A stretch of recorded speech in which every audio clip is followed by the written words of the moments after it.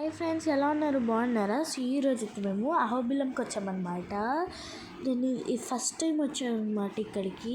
So ఈరోజు ఒక్కసారి తెరుస్తారంట కదా, స్వాతి నక్షత్రం ఎప్పుడో తెరుస్తారంట.